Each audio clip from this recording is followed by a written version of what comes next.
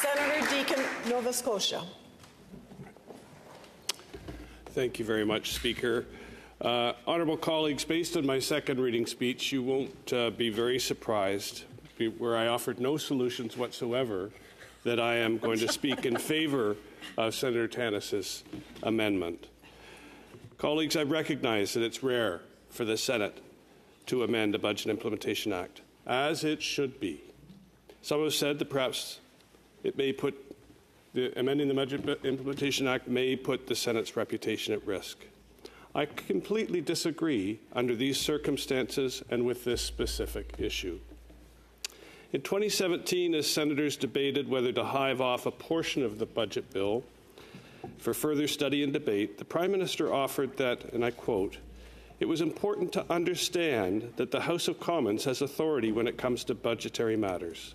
I agree, fully. I expect most, if not all of us, agree as it relates to budgetary matters. The proposed change to the Canada Elections Act and Division 39 on the last page of the budget bill is not a budgetary matter. Typically, a budget bill is about giving Canadians financial support in challenging times, about providing access to new rights and opportunities like childcare, or investing in our future. Budget bills are not about undermining the Canadian voters' right to privacy, an issue that our three political parties have refused to act on for more than a decade. So let's talk about that issue. As to Senator Duncan's question to Senator Tannis, according to a 2021 Elections Canada survey of voters, 96% of Canadians agreed that laws should regulate how political parties collect and use Canadians' personal information. This is not the case today. These political parties self-regulate. This remains the case because the organizational leadership of the Liberal, Conservative and NDP parties have demonstrated that they cannot get past, as far as I'm concerned, their conflicts of interest as it relates to this issue. It's ironic that the 96% of voters who want legal privacy protections to be extended to political parties can now only look to the unelected Senate for help. I'm of the opinion that we're a beacon of hope, simply because 80% of us are not whipped by partisan leadership and can look at this issue independently. This is our time to provide the counterbalance to the elected House of Commons, where less than 1% of elected members are independent of the partisan whip. Colleagues, the Prime Minister made one request of me when he appointed me to the Senate, and that was to challenge the government, whichever government is in power. I try to do so as collegially and responsibly as possible, and I have never, to this point, ever voted against a Budget Implementation Act, and I doubt I will do it this time, but I am in favour of this amendment. I chatted with most of you about this request, and I understand that he made a similar request to many, if not all, of his appointees. We're independent. We're not whipped. This is a luxury in Ottawa. It's also a profound responsibility. Few have had this luxury and responsibility in the history of our country. Well, now it's our moment to fulfill that responsibility. This is why I support Senator Tannis's amendment. It gives the political parties 2 years to implement new legislation that actually creates, and I quote from the BIA, a national, uniform, exclusive and complete regime applicable to registered parties and eligible parties respecting their collection, use, disclosure, retention and disposal of personal information. It is a firm and clear response that I believe Senator Sugar shows restraint. The only ones who've been denying Canadians access to these privacy protections are the organizations that lead the Conservative, NDP and political parties, the individuals and organizations. But they're conflicted in this debate, and their actions have proven that they're conflicted and are serving their own political interests, not the interests and wishes, clearly, of Canadian voters. The NDP, Liberals and Conservatives have worked in concert for more than a decade, seemingly doing everything in their power to not give Canadians privacy protections as it relates to political party data, despite the wishes of 96% of voters. For more than a decade, Canada's three main political parties have ignored the two officers of Parliament responsible for these issues. The Privacy Commissioner and the Chief Electoral Officer have repeatedly called for legislative, even voluntary protections to be put in place, but to no avail. They've ignored the strong and compelling recommendations from the House of Commons Ethics Committee report, specifically called Democracy Under Threat, Risks and Solutions in the Era of Disinformation and Data Monopoly. This demonstrates that the political party leadership is even willing to ignore the voices of their own elected MPs from their own parties.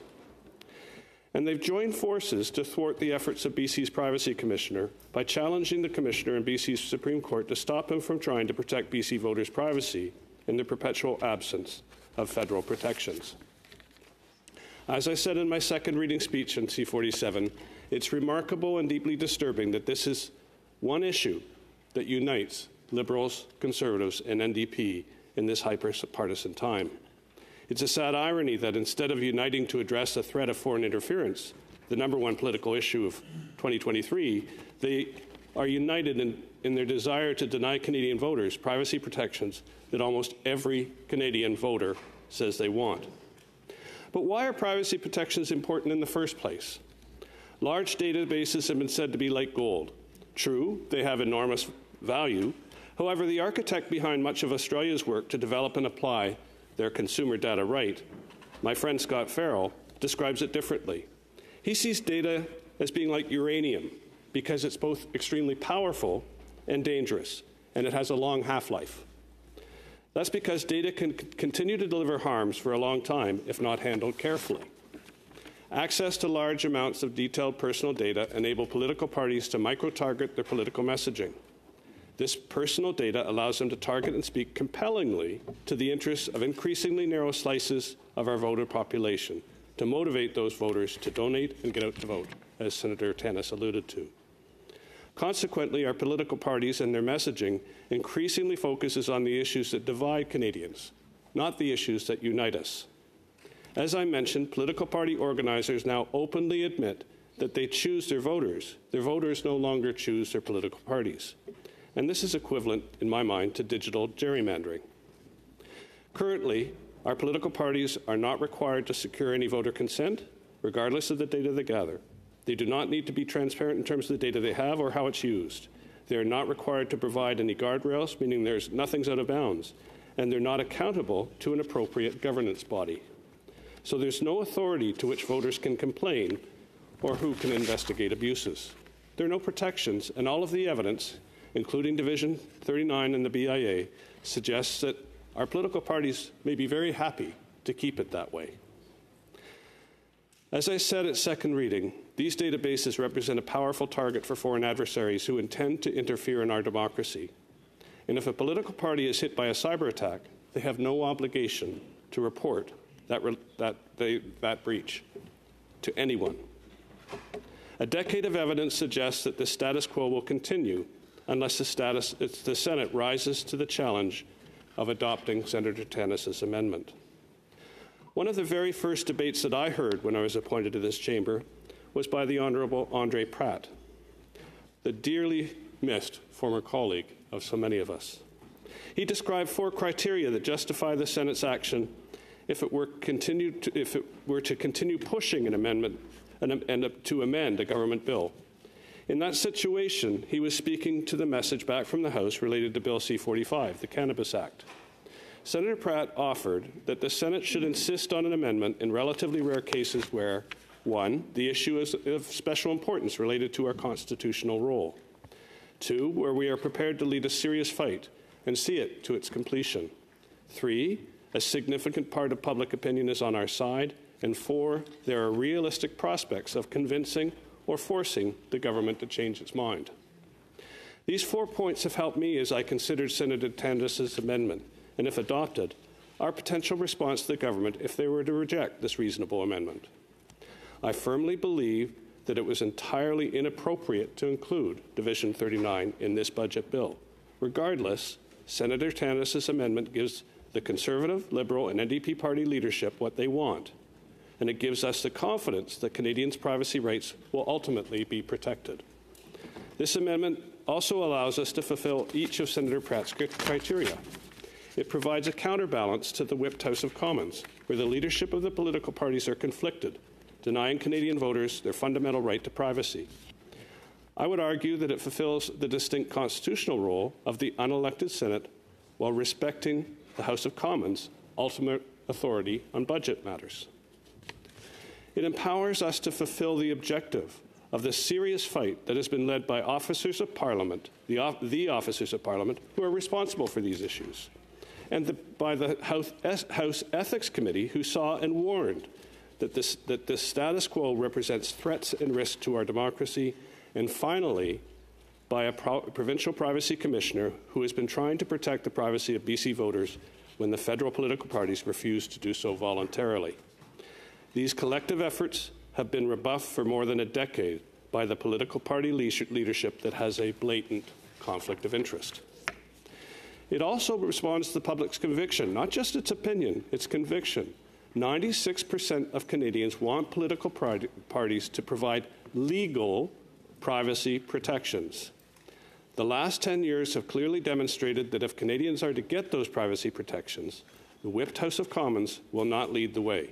Only independent senators can, and it's up to us, colleagues. And finally, Senator Tannis's amendment provides a realistic prospect of convincing the government to change its mind. It gives the NDP, Conservatives and Liberals what they want, as long as they deliver what is almost also promised in Division 39. If a complete national privacy regime is implemented within 24 months, then they get to keep the change to the Canada Elections Act that makes that federal privacy regime exclusive. I'm sure that the irony of this situation is not lost on any of us. The fact that an unelected Senate might stand firm to protect the foundation of our democratically elected House of Commons. I know that voting in favour of this amendment might be disruptive, but it's our responsibility to look out for the rights of Canadians.